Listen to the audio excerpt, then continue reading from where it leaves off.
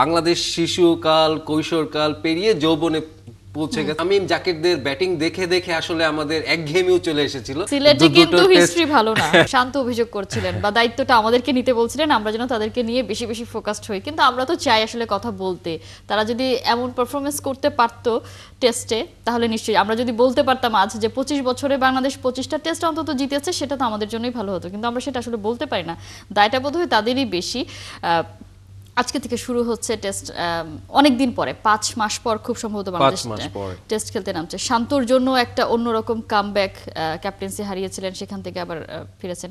সব মিলিয়ে আপনার কাছে আয়ারল্যান্ড টেস্ট সিরিজটা কতটা চ্যালেঞ্জিং মনে হচ্ছে? আপনি যেটা বললেন যে 25 বছরে আমরা 25টা হয়নি, 23টা হয়েছে। আমার মনে হয় যে সেই 25টা হয়ে যাবে, কারণ আয়ারল্যান্ডের সঙ্গে দুটো সিরিজ, সিলেটে কিন্তু হিস্ট্রি ভালো না। না, তারপর আপনি যদি দেখেন আয়ারল্যান্ডের সঙ্গে আমাদের যে রেকর্ড, আমি যেটা বলতে যাচ্ছিলাম যে 25-এ 25 আমরা মনে হয় দেখে ফেলবো এই সিরিজটাতে। তো এই সিরিজটা যেটা হয়েছে, আপনি নাহিয়ান যেটা বলছিলেন, যে আমি যদি ওখান থেকে একটু শুরু করতে চাই, যে বাংলাদেশ শিশুকাল কৈশোরকাল পেরিয়ে যৌবনে পৌঁছে গেছে, কিন্তু হয়নি। আমার মনে হয় যে বাংলাদেশের এই টেস্ট প্রাপ্তিটা না প্রিম্যাচিউর ছিল, মানে একটু আগেই যেন আমরা টেস্ট ইয়েটা পেয়ে গেছিলাম, এবং আমরা এত কাঙ্ক্ষিত জায়গাটা সেই সময় কিন্তু আপনি আমাদের যিনি দিয়েছিলেন, আইসিসি দিয়েছিলেন জগমোহন ডালমিয়া, তিনি কিন্তু তার ভোটিং এর একটা ব্যাপারের কারণে দিয়েছিলেন, এবং আমাদের দর্শক দেখে, গ্যালারি দর্শক দেখে তিনি মনে হয়েছিল যে এখানে পটেনশিয়াল, কিন্তু আমাদের ওখানেই আসলে ল্যাকিংটা ছিল।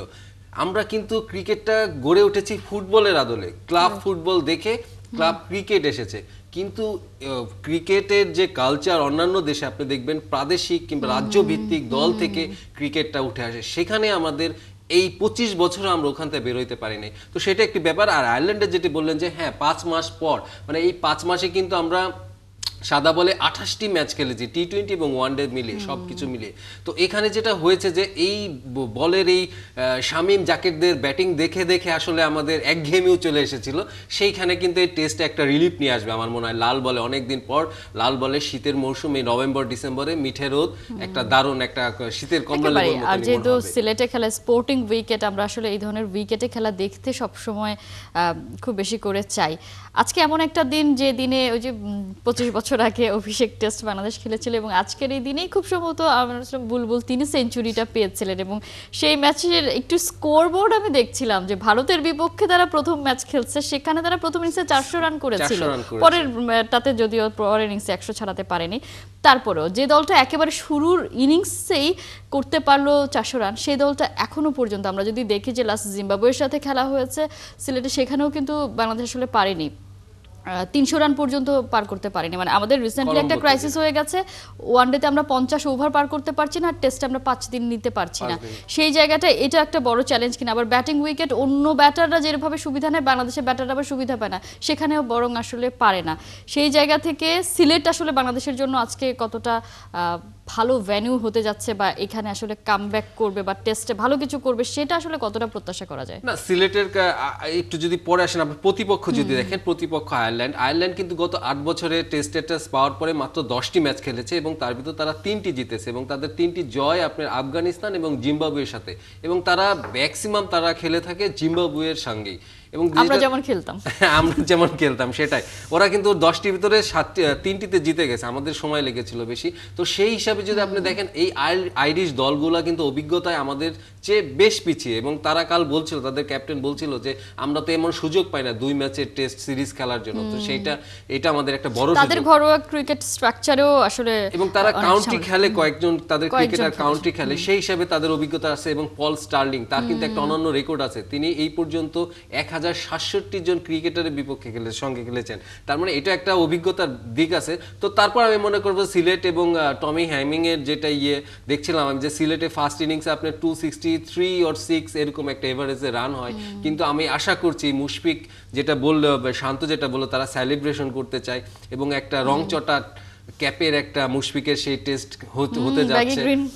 আমরা দেখেছি যে রং চটে গেছে, মুশফিকের সেই শুরুর ক্যাপটা এখনো ধরে রেখেছে, তাকে সম্মান জানানোর এই একটা সিরিজ হতে পারে। এই সিরিজে আমি আরেকটি জিনিস আমার মনে হয়, 3টি জিনিস এখানে আমাদের খেয়াল করার দরকার এই সিরিজটাতে। 3টি জিনিস, সেটা মুশফিকের 100 সেঞ্চুরির 100 ম্যাচের একটা ব্যাপার রয়েছে এখানে, যেটাতে আমরা বললাম যে ব্যাগি গ্রিন, রংচটা ব্যাগি গ্রিনের একটা ভালো একটা আমরা সম্মানীয় একটা টেস্ট ম্যাচ দেখতে চাই। বাংলাদেশের প্রথম ক্রিকেটার হিসেবে আরেকটি শততম হচ্ছে ম্যাচে যে ছিলেন। শান্তর কামব্যাক, তিনি কিন্তু কলম্বোতে গোসা করে এর আগে তিনি অভিমান করে ক্যাপ্টেন্সি ছেড়ে দিয়েছিলেন।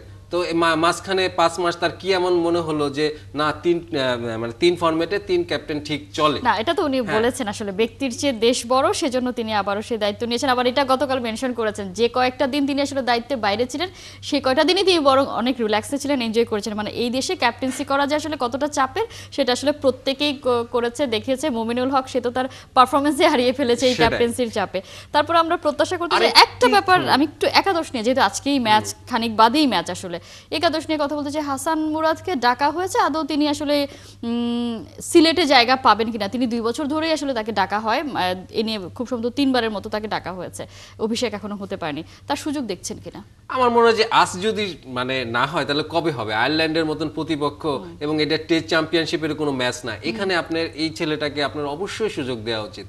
এবং যেটা বলছিল যে তারা কিন্তু ব্যাটিং এর উপরে খুব ফোকাস দিতে চাচ্ছে সামনের সিরিজ। ব্যাটিংটা কিন্তু আমাদের মোটামুটি টেস্টে সেটেলড আছে, এটা নিয়ে অতটা টেনশনের কিছু না।